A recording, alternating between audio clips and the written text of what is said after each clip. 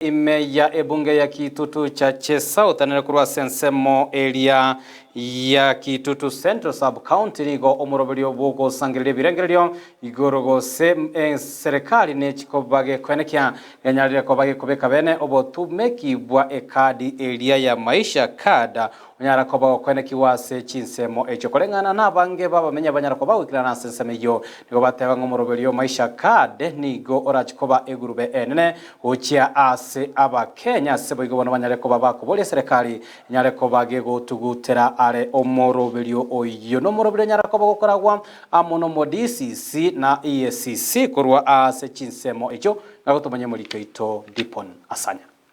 Already we lost a lot of money when it came to Huduma number ambayo iliscrapiwa off. Maiga yomorobelio wechikadi chekero cha maisha kandi gosorwe meyense ya Kenya.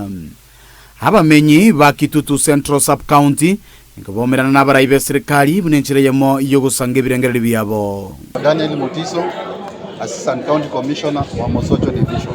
Siku ya leo ilikuwa hii sub-county yetu ya Kitutu ikileta wananchi wasikize maono, tuchukue maono wananchi kuhusu mambo ya hii maisha namba ambayo tumekuwa nayo leo. Kwa kila tulikuwa tumetoa wananchi kwa kila location, ina 12 locations in Kitutu Central Sub-County. Kwa hivyo tumechukua maono ya wananchi na tutayapeleka mbele kulingana na vile wananchi wamesema. Tofauti ni kwamba kuna most cases hii current tuseme inaitwa second generation ID.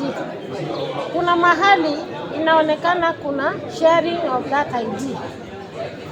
Even our offices we have the sharing of the national identity number, whereby with the maisha number it will be so unique. There will be no alterations because it has been advanced more than a current ID. Gati yabamenyi baikirana orogongoruhi nigo baba gutugutira ro morobelio ywe asebate banga ebibande nigo bibaisaine twasomi gwigoro ya maisha namba tumeresewa, lakini kama sisi wananchi tuliona hakuna maana, kwa maana ile tuko nayo tunatoseka nayo. Nje ngoka natinye tageti asengenje njira batoeresire bintu birororo ebinge byabo ebire expensive egongo tange kebande kelito bwate gekoro mbuyakere togendere kobera na kerokyo. After we decentralize all this information, we felt that the risks are too high, the stake is too high. Na pia wakati tuko na hii ID number, hakuna siku tumepata kesi ambayo tunasema ati ID number yangu imefanana na ya mwingine, meaning already our ID number is unique.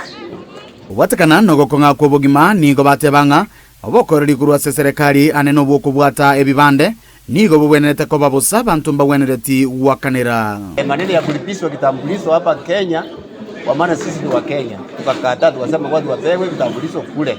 Tungeomba serikali ingewezekana kwa new application ikuwe bure, na kama kwa replacement ikuwe 200 ama 100. Hiyo ingekuwa at least. The proposed rates unapata kama ni ID wakati unachukua za new applicant imewekwa at 1000 at 300 right now.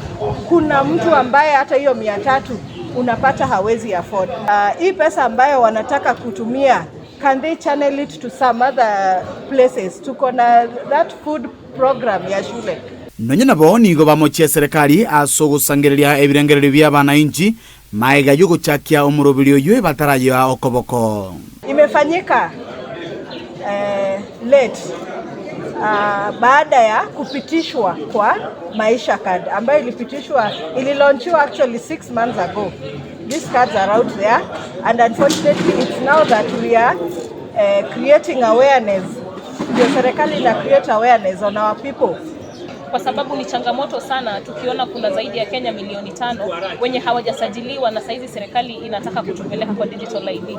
Komenta nayo nigo batebanga goikabono nigo babere komenya n'ubwoba bataisa negeti n'oburendi bw'aba Kenya. About our data security. Maya yetu yote tukiweka kwa kikapu kimoja labda yataanguka na tutaumia kama Wakenya. Pia tunaomba serikali tuambie ni sababu gani kuu wanataka kuweka hii digital ID. Yinko ripoteria Ndizi TV korwa ebunge ya Kitutu cha South litara na inkuru kwa Dipon Asanya.